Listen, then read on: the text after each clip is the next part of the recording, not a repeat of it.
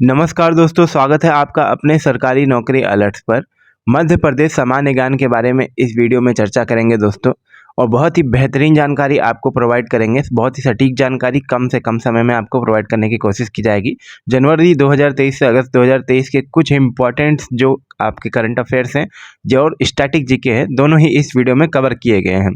तो वीडियो को अंत तक देखें, और आप चाहें तो वीडियो को 1.5x स्पीड पर देख सकते हैं, क्योंकि हम वीडियो को यहाँ पर आराम आराम से लेकर के चलेंगे। तो चलिए शुरू करते हैं।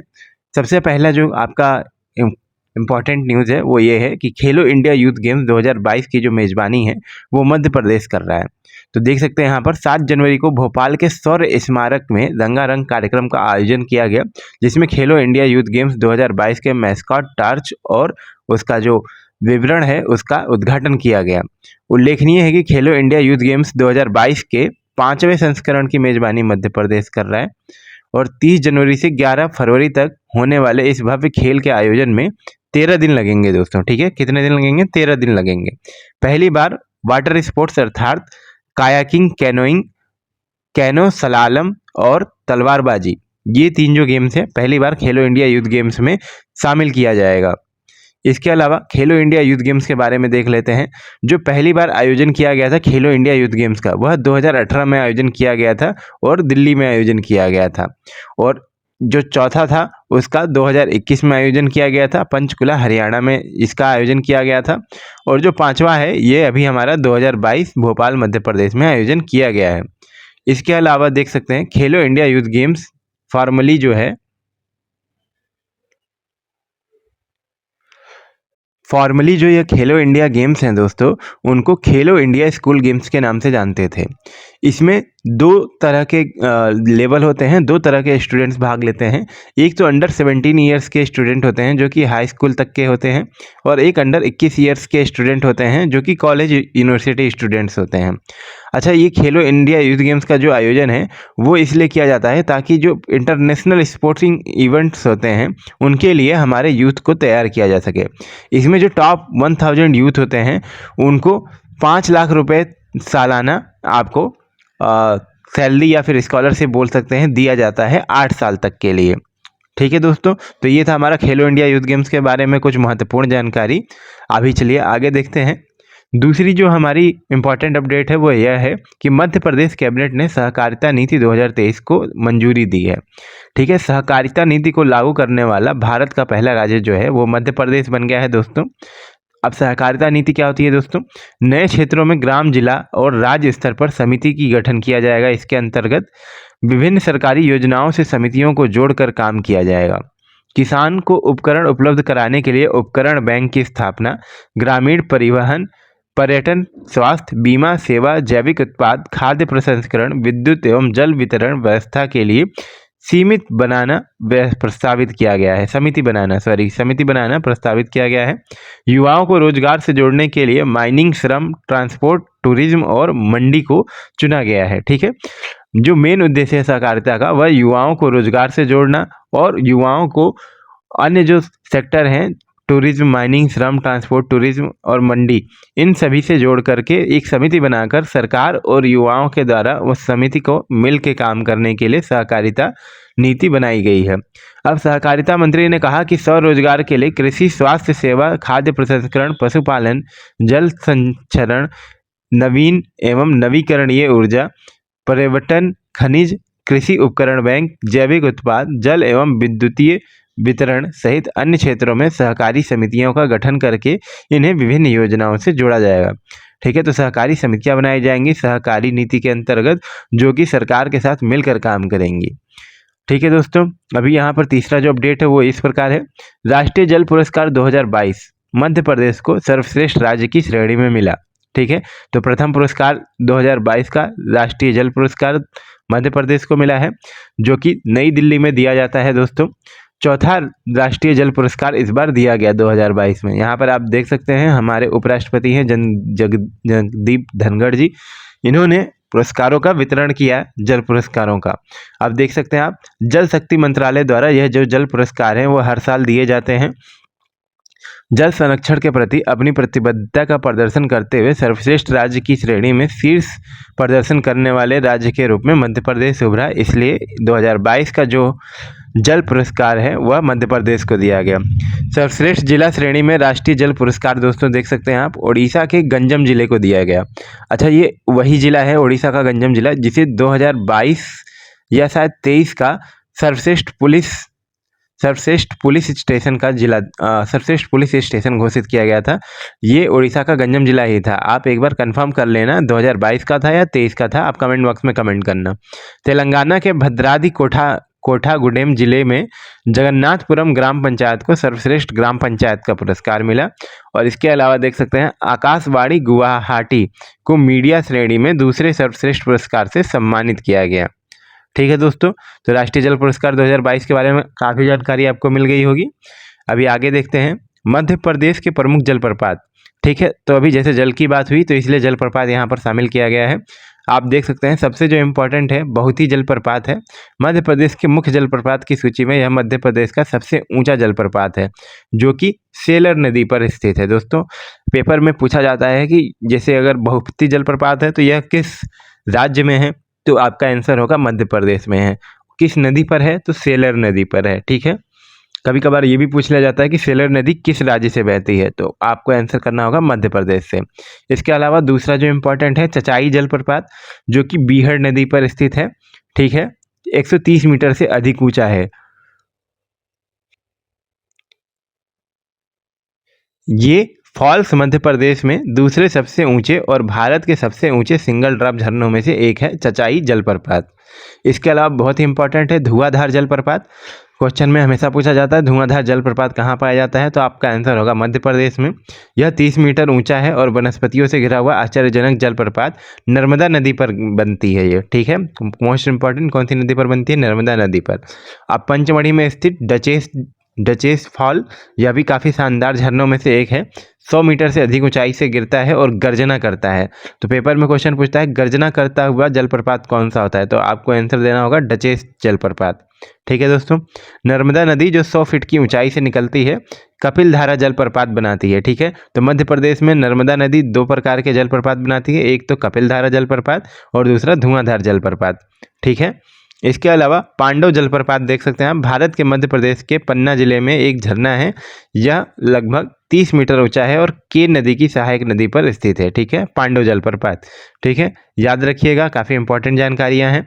इसके अलावा यहाँ पर कुछ और जानकारियां देख सकते हैं आप, जैसे कि आप देख सकते हैं नर्मदा नदी। ठीक है, यह कहाँ से निकलती है, मध्य प्रदेश में से। इसका उद्गम मध्य प्रदेश के अमरकंटक जिला अनूपपुर में होता है। ठीक है, बहुत इंपॉर्टेंट क्वेश्चन है, बार बार एसएससी में पूछा गया है। और जो नर्मदा नदी जो गिरती है वह खंबात की खाड़ी गुजरात में अरब सागर में जाकर के गिरती है। ठीक है, अब जो नर्मदा की सहायक नदियां हैं वो इस प्रकार है, हिरन, तिंदोली, बनास, चंद्रकेसर, कानर, बरना, तवा, शेर, शक्कर, मान। ठीक है, काफ़ी इंपॉर्टेंट जानकारियां हैं दोस्तों, बार बार पेपर में पूछा गया है, ध्यान रखें इनका। इसके अलावा देख सकते हैं चंबल नदी है जो कि मध्य प्रदेश से होकर जाती है और मध्य प्रदेश में उद्गम स्थान है इसका, और ये निकलती है जाना पाव पहाड़ी महू इंदौर से। ठीक है, और यमुना नदी में ये जाकर के मिल जाती है उत्तर प्रदेश के इटावा में, चंबल नदी। और चंबल नदी की सहायक नदियां हैं काली सिंध, पार्वती और क्षिप्रा नदी। ठीक है, इसके अलावा देख सकते हैं ताप्ती नदी है जो कि बैतूल के मुल्ताई से निकलती है मध्य प्रदेश में और खंभात की खाड़ी में जाकर के गिरती है। इसकी जो सबसे मोस्ट इम्पॉर्टेंट सहायक नदी है वो है पूर्णा शिवा बोरी।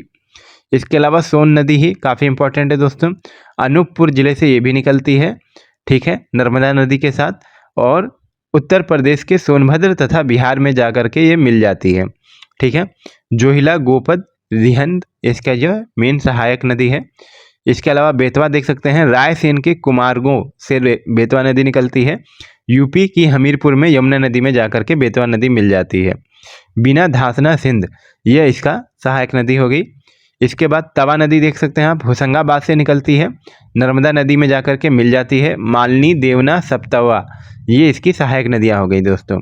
तो इनको याद रखिएगा दोस्तों, काफ़ी इंपॉर्टेंट जानकारी है। आप वीडियो को अगर 2 से 3 बार देखेंगे तो आपको ये जानकारियाँ याद हो जाएंगी।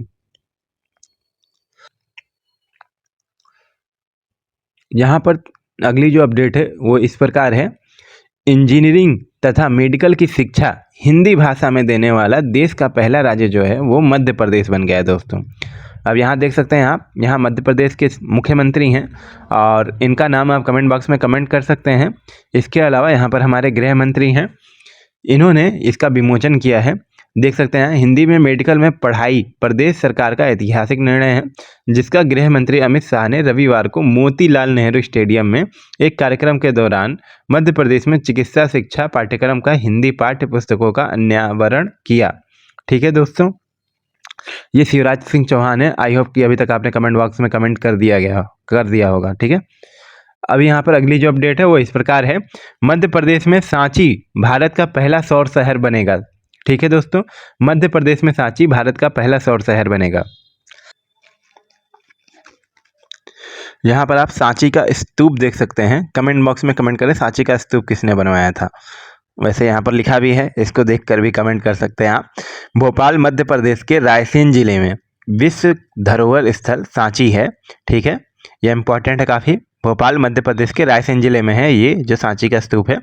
भारत का पहला सौर शहर बनने के लिए पूरी तरह से तैयार है सांची। ठीक है, अब ये सांची का स्तूप किसने बनवाया था? सांची का महान स्तूप मूलतः सम्राट अशोक महान ने 3री शताब्दी ईसा पूर्व में बनवाया था। ठीक है, अशोक को आप जानते होंगे, सम्राट अशोक जो है काफ़ी महान राजा थे। कलिंग का युद्ध इन्होंने ही लड़ा था और ये जो थे मौर्य साम्राज्य से बिलोंग करते थे। ठीक है दोस्तों, इसके आगे के लिए इनकी जानकारी के लिए जरूर पढ़ें, काफ़ी इंपॉर्टेंट है अशोक सम्राट। अभी आप यहाँ देख सकते हैं वन्य जीव बोर्ड ने दुर्गावती टाइगर रिजर्व को नए टाइगर रिजर्व के रूप में मंजूरी दे दी है। ठीक है दोस्तों, तो दुर्गावती टाइगर रिजर्व दोस्तों इसके बारे में देखते हैं। यहाँ पर देख सकते हैं टाइगर भी है। 2339 वर्ग किलोमीटर का नया टाइगर रिजर्व बना है, जो कि नरसिंहपुर, दामोह और सागर जिलों में फैला होगा। मध्य प्रदेश वन्य जीव बोर्ड ने पन्ना टाइगर रिजर्व, ठीक है, पन्ना टाइगर रिजर्व काफ़ी इंपॉर्टेंट है दोस्तों, ये कहाँ पाया जाता है, पेपर में बार बार पूछता है, मध्य प्रदेश में पाया जाता है, का एक नया टाइगर रिजर्व बनाने को मंजूरी दी है। ये पन्ना वही स्थान है जहाँ पर हीरा और अदर चीज़ों की खाने हैं, जिसमें से 1/4 केन बेतवा नदियों के लिंकन के कारण जलमग्न हो जाएगा। ठीक है, अभी आपको पता है केन और बेतवा नदी का लिंकिंग किया जा रहा है, यानी कि कृत्रिम तौर से उनको जोड़ा जा रहा है। जैसे ये केन नदी जा रही है, यहाँ बेतवा जा रही है, तो इन दोनों को इस प्रकार से ऐसे जोड़ा जा रहा है दोस्तों। ठीक है, और इस योजना के बारे में पूरी जानकारी के लिए कभी अगर टाइम मिलेगा तो मैं वीडियो बना दूंगा। फिलहाल आप इतना ही जानिए, इनको लिंकिंग किया जा रहा है, तो इनके लिंकिंग के कारण जो ये केन बेतवा नदियों का लिंकिंग के कारण ये पन्ना टाइगर रिजर्व है, इसका यहाँ पर देख सकते हैं 1/4 भाग जलमग्न हो जाएगा। तो इसीलिए ये जो दुर्गावती टाइगर रिजर्व है, ये इसके दूसरे साइड में पन्ना टाइगर रिजर्व को द्वारा ही निकाल करके बनाया जा रहा है। अब पीटीआर को दुर्गावती से जोड़ने वाला एक ग्रीन कॉरिडोर विकसित किया जाएगा। ठीक है, पन्ना टाइगर रिजर्व को ऐसे दुर्गावती से जोड़ने के लिए यहाँ पर एक ग्रीन कॉरिडोर विकसित किया जाएगा, ताकि बाघों के नए रिजर्व में प्राकृतिक आवाजाही हो सके। ठीक है, और ये मोस्ट इंपॉर्टेंट आपका क्वेश्चन हो जाएगा। वन्य जीव संरक्षण अधिनियम 1972 में बनाया गया था दोस्तों। ठीक है, वन्य जीव संरक्षण अधिनियम 1972 में बनाया गया था। अभी यहाँ पर आप देख सकते हैं टाइगर स्टेट का दर्जा रखने वाले मध्य प्रदेश में इस बार नए अभ्यारण्य से पहले 6 टाइगर रिजर्व और बनाए गए थे। ठीक है, और मध्य प्रदेश को ही टाइगर स्टेट बोलते हैं दोस्तों। ठीक है, अब तक मध्य प्रदेश में 6 बाघ अभ्यारण्य में कान्हा, बांधवगढ़, सतपुड़ा, पेंच, पन्ना और संजय डुबरी, ये जो है बाघ अभ्यारण्य पहले से थे, और यहाँ पर दुर्गावती आपका 6वां टाइगर रिजर्व बनाया, 7वां टाइगर रिजर्व बन चुका है। तो यहाँ पर याद रखिएगा कान्हा, बांधवगढ़, सतपुड़ा, पेंच, पन्ना और संजय डुबरी, ये मध्य प्रदेश के ही पहले से ही बाघ रिजर्व है। ठीक है, मध्य प्रदेश ने 2022 की पशु गणना में राज्य के बाघ स्टेट का दर्जा बरकरार रखा और बाघों की संख्या 2022 तक मध्य प्रदेश में टोटल 785 हो गई थी। ठीक है दोस्तों, सबसे ज़्यादा बाघों वाला राज्य अगर पूछा जाए आपसे कौन है, तो आप बोलेंगे मध्य प्रदेश है। अब यहाँ पर आप नेक्स्ट देख सकते हैं अपडेट, उज्जैन में लगेगी दुनिया की पहली वैदिक घड़ी।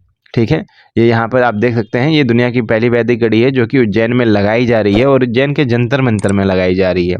अच्छा, आप कमेंट बॉक्स में कमेंट कर सकते हैं जंतर मंतर किस किस जगह पर है दोस्तों। ठीक है, और किसने बनवाया most of the Jantar Mantar, किस राजा ने बनवाया। ठीक है, काफ़ी इंपॉर्टेंट क्वेश्चन है, पेपर में बार बार पूछा जाता है।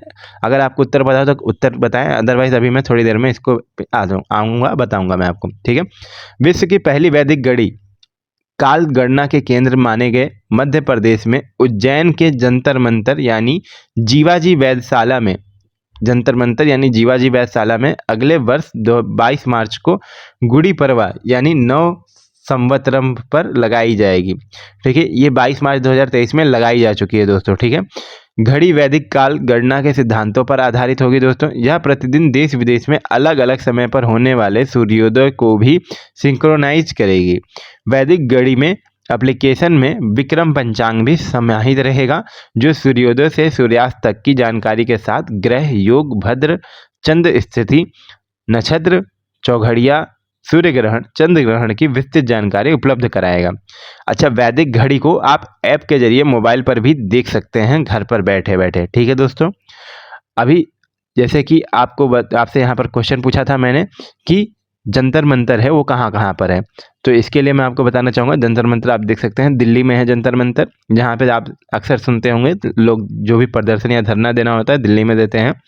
ठीक है, दिल्ली के अलावा जयपुर में है, जयपुर के अलावा उज्जैन में है, फिर वाराणसी में है आपका, और उसके बाद ये 4 मोस्ट इंपॉर्टेंट हैं दोस्तों। ये 4 जगह तो है ही है, अब बाकी 1-2 जगह और होगा जो कि मुझे अभी याद नहीं आ रहा है। और इसको बनवाया किसने था जंतर मंतर को, मोस्ट इंपॉर्टेंट क्वेश्चन है। राजा सवाई जय सिंह, राजा सवाई जय सिंह जो राजस्थान के जयपुर के महाराज थे, इन्होंने ही हर जगह जंतर मंतर का निर्माण करवाया था। अच्छा, यहाँ देख सकते हैं आप मध्य प्रदेश के बारे में कुछ इंपॉर्टेंट जानकारियाँ हैं। मध्य प्रदेश की राजधानी हो गई आपकी भोपाल। मध्य प्रदेश के राज्यपाल हो गए गंगू भाई सी पटेल। मध्य प्रदेश के मुख्यमंत्री हो गए शिवराज सिंह चौहान। और स्थापना दिवस इसका हो गया 1 नवंबर 1956 को। अब मध्य प्रदेश का उच्च न्यायालय कहाँ पर है दोस्तों, जबलपुर में है। और किसी एग्जाम में मध्य प्रदेश की स्टेट एग्जाम में पूछ लिया जाता है कि इसका क्षेत्रफल कितना है, तो 3,08,245 वर्ग किलोमीटर मध्य प्रदेश का क्षेत्रफल है। सबसे बड़ा नगर है इंदौर, और इंदौर को ही सबसे ज़्यादा स्वच्छ शहर माना जाता है। सबसे ज़्यादा स्वच्छ शहर के बारे में जितनी भी बार प्रतियोगिता हुई है, इंदौर को ही पहला पुरस्कार मिला है। ठीक है दोस्तों, मध्य प्रदेश की भाषा हो गई हिंदी और उर्दू। मध्य प्रदेश में जिलों की संख्या हो गई 52, और इसमें एक और जिला ऐड हो गया है जो 53वां जिला होगा, जिसके बारे में हो सकता है आगे चर्चा करें हम यहाँ पर। मध्य प्रदेश की लोकसभा सदस्य हो गए 29 और राज्यसभा सदस्य हो गए 11। काफ़ी इंपॉर्टेंट है दोस्तों, लोकसभा और राज्यसभा सदस्य भी बहुत सारे एग्जामों में पूछ लिया जाता है। विधानसभा सदस्य हो गए 230 मध्य प्रदेश के। नृत्य काफ़ी इंपॉर्टेंट है, कर्मा, मुरिया, काकसर, माच, गिरदा, चरकुला, ये मध्य प्रदेश के लोक नृत्य हो गए। राजकीय भाषा हो गई हिंदी। राजकीय पशु हो गया बारहसिंगा। मध्य प्रदेश का राजकीय वृक्ष है बरगद। मध्य प्रदेश का राजकीय पुष्प है लिली। मध्य प्रदेश का राजकीय पक्षी है दूधराज खारमौर, दूधराज या खरमौर। मध्य प्रदेश की जनजातियां आप देख लीजिए, काफ़ी इंपॉर्टेंट है, कोल, गोंड, सहरिया, ये मध्य प्रदेश की मुख्य जनजातियां हो गई। मुख्य डांस जो है लोक नृत्य हैं कर्मा, मुरिया, काकसर, माच, गिरदा, चरकुला। ठीक है दोस्तों, आप ये वीडियो को बार बार देखेंगे तो आपको ये जानकारियाँ याद हो जाएंगी। सारी जानकारियाँ काफ़ी मोस्ट इंपॉर्टेंट हैं दोस्तों। ठीक है, और इसके अलावा आपको आगे चलते हैं, नेक्स्ट जानकारी के बारे में देखते हैं। यहाँ पे लगभग आपका जानकारी कवर हो चुका है। ठीक है, राज्यपाल के बारे में याद रखिएगा, गंगू भाई। यात्री सुविधाओं के लिए भोपाल रेलवे स्टेशन को सम्मान दिया गया। देश का 6ठा स्वच्छ भोजन देने वाला स्टेशन बना आपका भोपाल रेलवे स्टेशन। अभी कमेंट बॉक्स में आप कमेंट करिएगा कि भोपाल रेलवे स्टेशन रेलवे के किस जोन में आता है। ठीक है दोस्तों, मध्य प्रदेश के भोपाल रेलवे स्टेशन को साल 2022 का सबसे सुरक्षित और स्वच्छ भोजन उपलब्ध कराने वाला स्टेशन चुना गया है, जिसको 4 स्टार रेटिंग दी गई है। ठीक है, मध्य प्रदेश की राजधानी भोपाल के लिए बड़ा सम्मान है।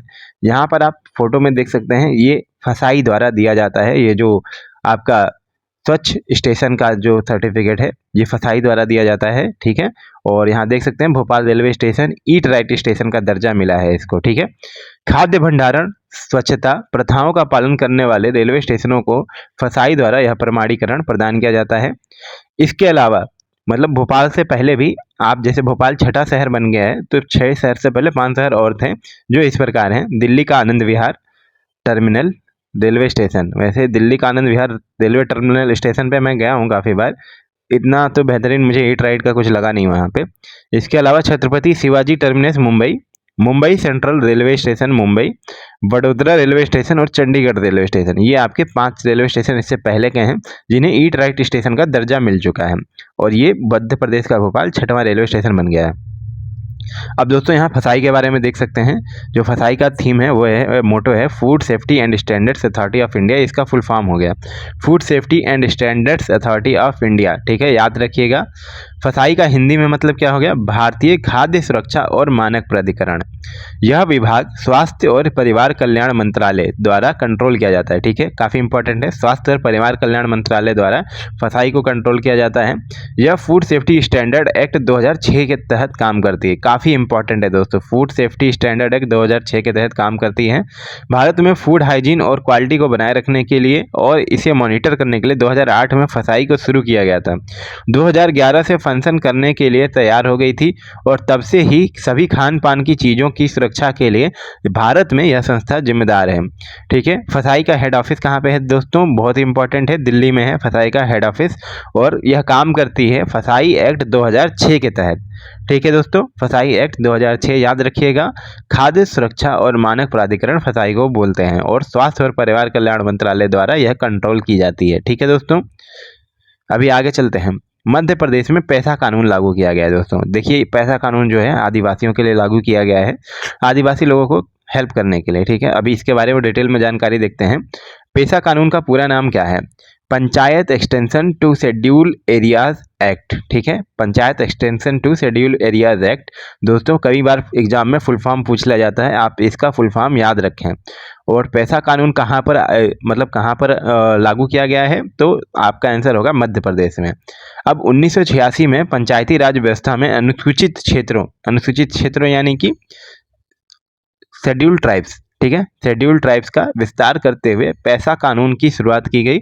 आसान भाषा में समझें तो इस कानून की 3 प्रमुख बातें हैं। ठीक है, जल, जंगल और जमीन का अधिकार। आदिवासियों को जल, जंगल और जमीन का अधिकार दिलाना ही इस कानून का जो मेन उद्देश्य है वो है।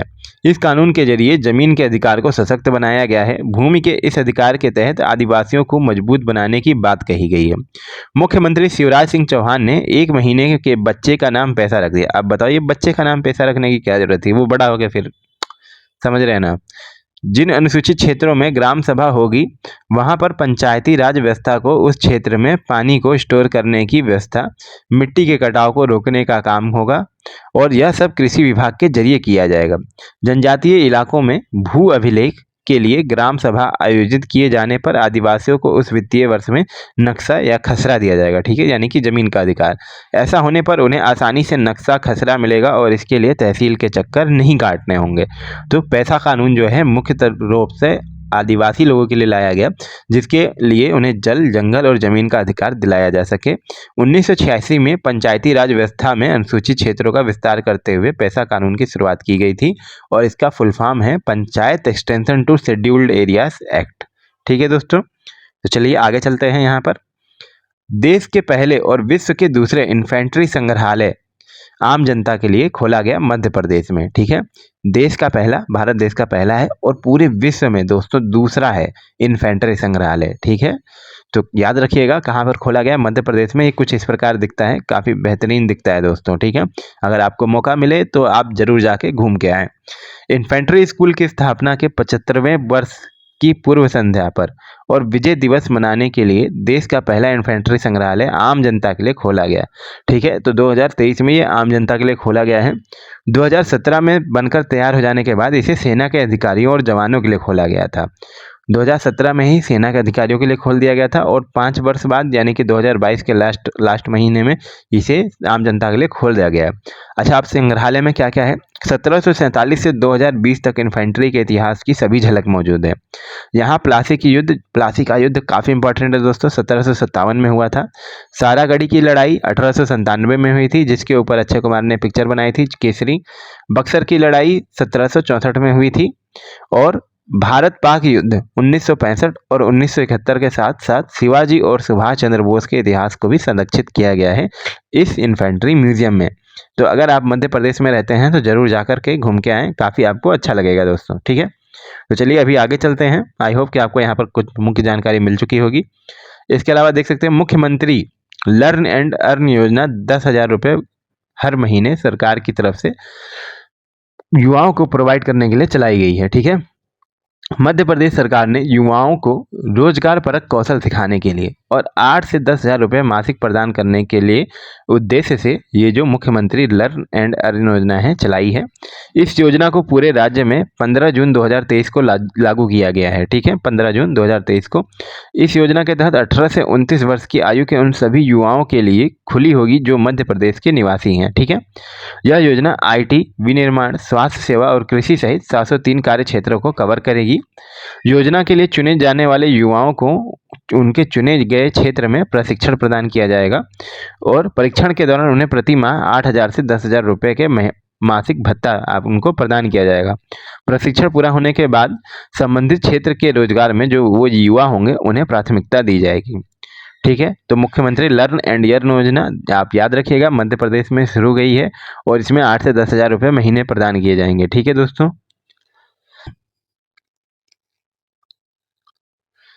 नेक्स्ट अपडेट देख सकते हैं। पूर्व प्रधानमंत्री स्वर्गीय अटल बिहारी वाजपेयी जी की याद में ग्वालियर में बनेगा भव्य स्मारक। अब ग्वालियर मध्य प्रदेश में ही क्यों बन रहा है भव्य स्मारक? क्योंकि जो हमारे अटल बिहारी वाजपेयी जी पूर्व प्रधानमंत्री थे वो मध्य प्रदेश से ही थे।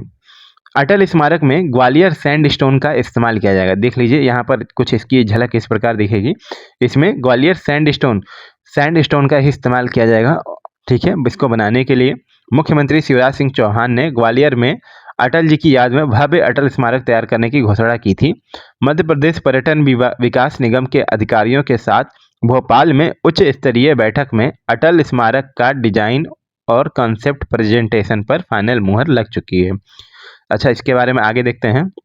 ये हमारे प्यारे अटल जी हमारे भारत के पूर्व प्रधानमंत्री थे। इनके बारे में कुछ जानकारी देखते हैं जो कि काफ़ी इंपॉर्टेंट होगा आपके लिए। अटल बिहारी वाजपेयी भारत के 3 बार के प्रधानमंत्री थे। ठीक है दोस्तों, इन्होंने 16 मई से 1 जून 1996 तक, ठीक है, पहला जो इनका कार्यकाल था 16 मई से 1 जून 1996 तक, फिर 1998 में दूसरा कार्यकाल और फिर 19 मार्च 1999 से 22 मार्च 2004 तक भारत का प्रधानमंत्री के रूप में तीसरा कार्यकाल संभाला था।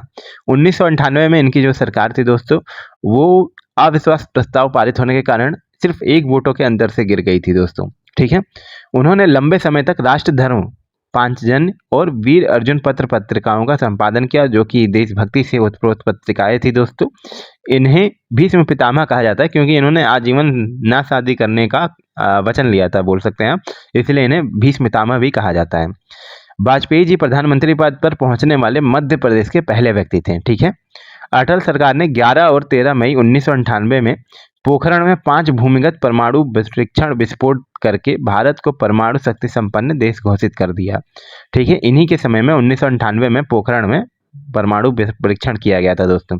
एग्जाम में काफ़ी पूछा जाता है।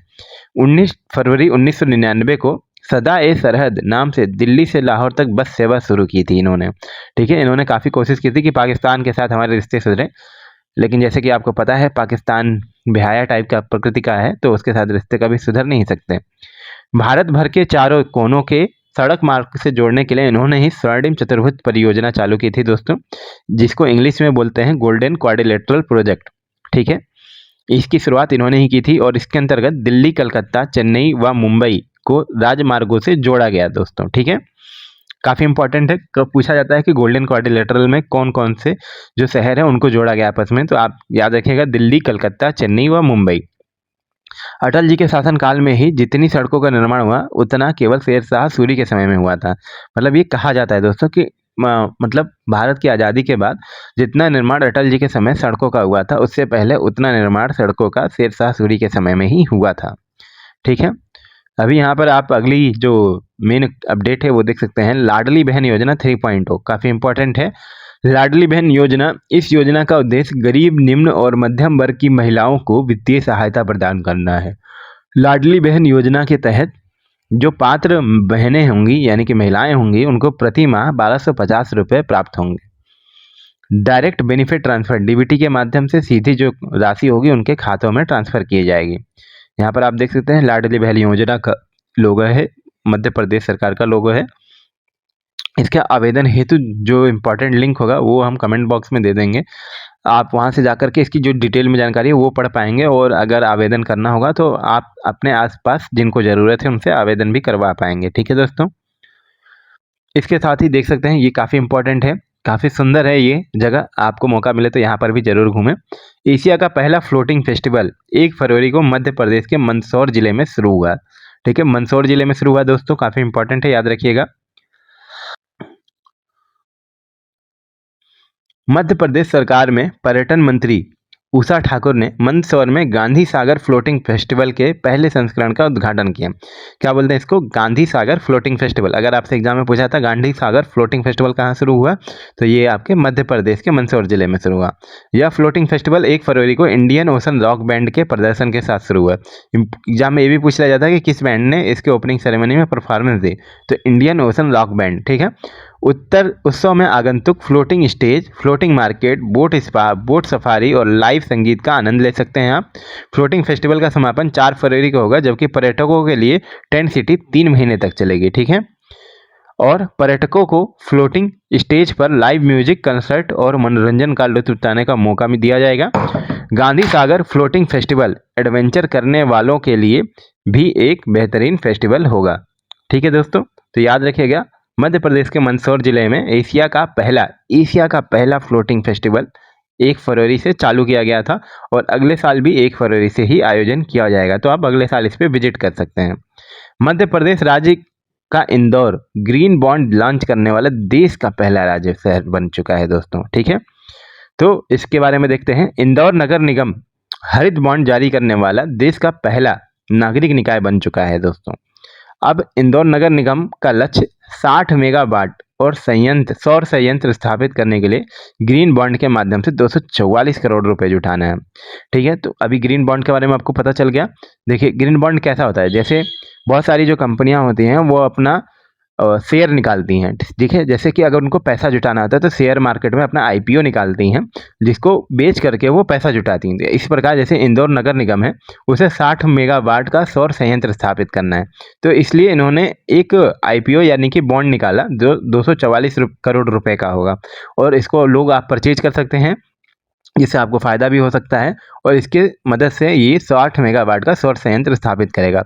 अच्छा, यह निवेश जो है खरगोन जिले में नर्मदा नदी के किनारे सामराज और आसूखेड़ी गांव में जुलाद पंपिंग स्टेशन पर स्थित होगा। ठीक है, अब जुलाद पंपिंग स्टेशन का उपयोग इंदौर नगर निगम द्वारा शहर में पीने के पानी की आपूर्ति के लिए किया जाता है, जिस पर 25 करोड़ रुपए का मासिक बिजली बिल खर्च होता है। ठीक है, मासिक 25 करोड़ रुपए का बिजली बिल खर्च होता है, इसीलिए 60 मेगावाट का सौर संयंत्र स्थापित किया जा रहा है, ताकि जो ये बिजली का बिल है वो बचाया जा सके। इस सौर संयंत्र के चालू होने से बिजली की लागत में सालाना 5 से 6 करोड़ रुपए की कमी आने की उम्मीद है।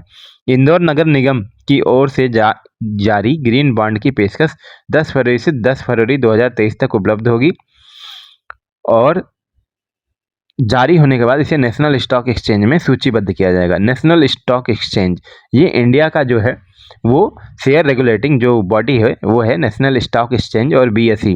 अब नेशनल स्टॉक एक्सचेंज कहाँ पर स्थित है दोस्तों, आप कमेंट बॉक्स में कमेंट करिएगा। ठीक है, चलते हैं अभी अगले अपडेट पर। एमपी निवाड़ी जिला दूसरा हर घर जल जिला बन चुका है। ठीक है, तो मध्य प्रदेश में जो निवाड़ी जिला है वो अभी दूसरा हर घर जल जिला बन चुका है।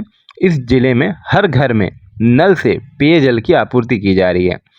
आपने भी अपने आसपास देखा होगा कि हर जगह जल के लिए पाइपलाइन बिछाई जा रही है और हर घर में जल पहुंचाया जा रहा है। ये जो जल पहुंचाने वाला कार्यक्रम है वह हर घर जल जिला, मतलब हर घर जल जो कार्यक्रम है उसी के अंतर्गत बनाया जा रहा है, और ये प्रदेश के बुरहानपुर जिले को देश का पहला हर घर जल जिला होने का गौरव प्राप्त हो चुका है। ठीक है, तो मध्य प्रदेश का ही जो पहला जिला था बुरहानपुर, वो पहला जिला था जिसे हर घर जल जिला घोषित किया गया था, और जो दूसरा जिला बन चुका है वो है निवाड़ी जिला। ठीक है दोस्तों, याद रखिएगा, काफ़ी इंपॉर्टेंट है। हर घर जल भारत सरकार द्वारा 2019 में 2024 तक, इसका लक्ष्य था कि 2024 तक हर घर में पानी उपलब्ध कराया जाए। ठीक है, 2019 में यह शुरू की गई थी। हर घर जल योजना जल जीवन मिशन का एक भाग है, ठीक है, याद रखिएगा, जिसमें भारत में जल शक्ति मंत्रालय द्वारा लॉन्च किया गया है। इंपॉर्टेंट है, जल शक्ति मंत्रालय द्वारा यह जो योजना है हर घर जल, इसे शुरू किया गया था। इसका लक्ष्य देश के हर घर को पाइप जल कनेक्शन उपलब्ध कराना है। जो पहला अपना राज्य है दोस्तों, वो देख सकते हैं गोवा। गोवा वह राज्य है जो हर घर जल प्रमाणित राज्य बना पहला, और दादरा और नागर हवेली और दमन और दीव देश का पहला हर घर जल प्रमाणित केंद्र शासित प्रदेश बन चुका है। ठीक है दोस्तों, याद रखिएगा, काफ़ी इंपॉर्टेंट है इसमें। अभी अगली जो अपडेट है वो इस प्रकार है। मध्य प्रदेश में भोपाल में 7वें अंतर्राष्ट्रीय धर्म सम्मेलन 2023 का आयोजन किया गया है। यहाँ पर आप देख सकते हैं राष्ट्रपति द्रौपदी मुर्मू ने मध्य प्रदेश के भोपाल में 7वें अंतर्राष्ट्रीय धर्म सम्मेलन 2023 का उद्घाटन किया, जो कि 3 दिवसीय सम्मेलन में 15 से अधिक देश भाग लेंगे। ठीक है, 3 दिवसीय यह सम्मेलन होगा, 15 से अधिक देश भाग लेंगे। और इसकी जो थीम है याद रखिएगा, नए युग के लिए पूर्वी मानवतावाद, नए युग के लिए पूर्वी मानवतावाद, इसका जो थीम है वो रखा गया है। इंडियन फाउंडेशन जिसने इस धर्म सम्मेलन का आयोजन किया है वो है इंडिया फाउंडेशन, जो सोसाइटी है या फिर जो आप बोल सकते हैं इसकी ऑर्गेनाइजिंग बॉडी है, उसने इसका आयोजन किया है।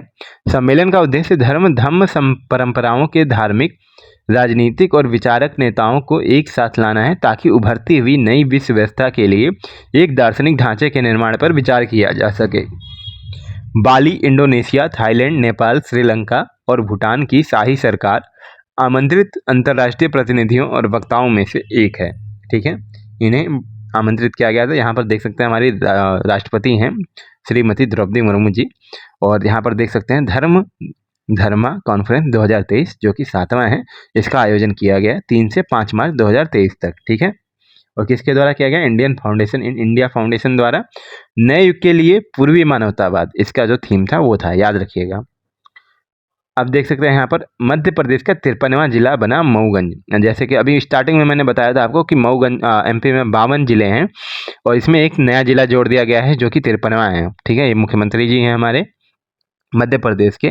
मध्य प्रदेश में विधानसभा चुनाव काफ़ी नज़दीक है। इसी बीच भाजपा सरकार ने प्रदेश में एक और जिला बनाने का आदेश जारी किया है, जो कि है मऊगंज। मऊगंज को मध्य प्रदेश का 53वां जिला बनाया गया है। ठीक है, और मऊगंज जो है रीवा जिले को 3 तहसील मऊगंज, हनुमाना और नईगढ़ी को मिला करके मऊगंज जिला बनाया जाएगा।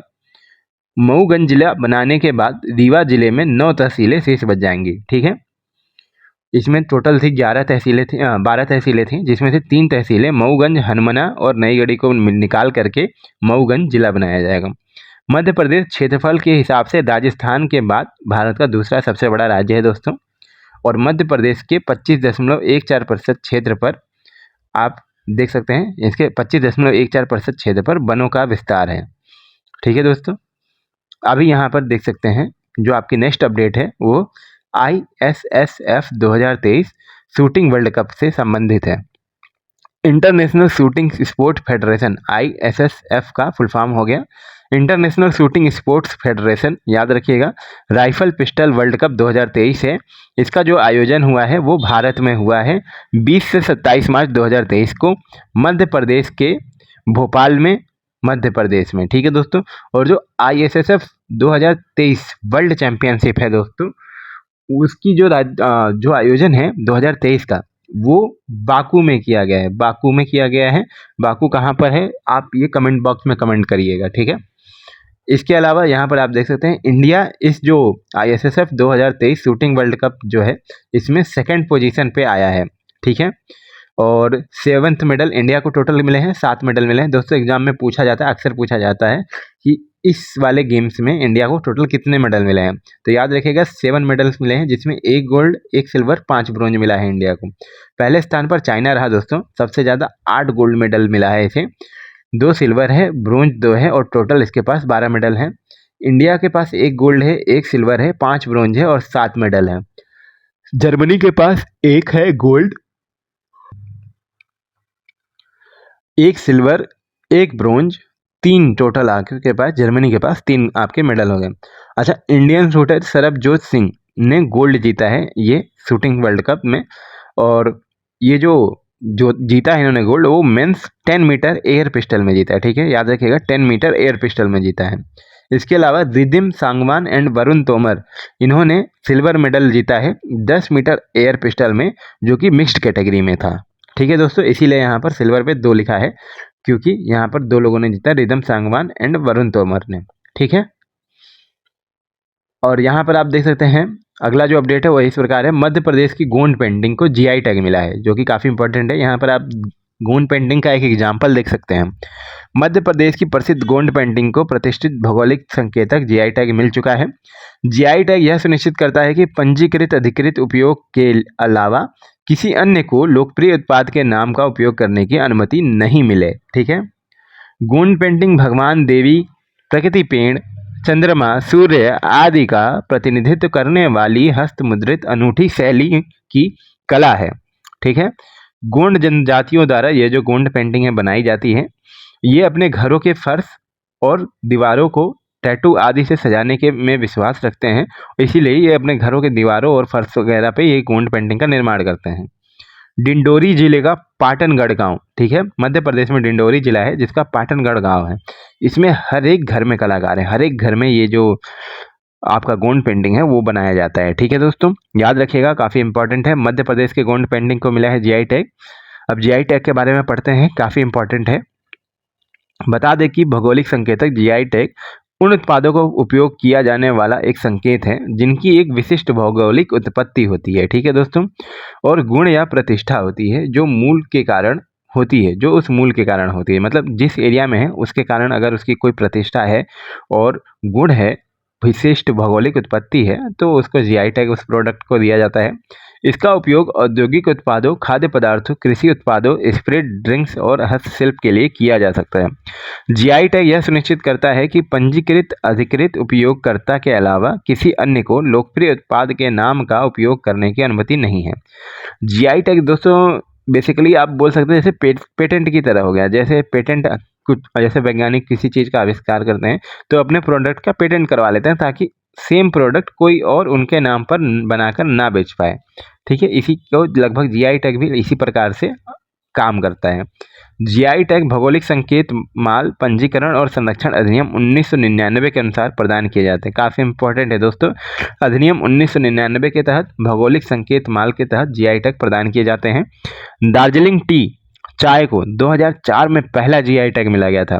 दोस्तों ये काफ़ी इंपॉर्टेंट क्वेश्चन है। ठीक है, दार्जिलिंग चाय, महाबलेश्वर स्ट्रॉबेरी, जयपुर के ब्लू पॉटरी, बनारसी साड़ी और तिरुपति लाडस जीआई के कुछ बहुप्रसिद्ध उदाहरण हैं। ठीक है, ये याद रखिएगा, ये काफ़ी इंपॉर्टेंट है सारे।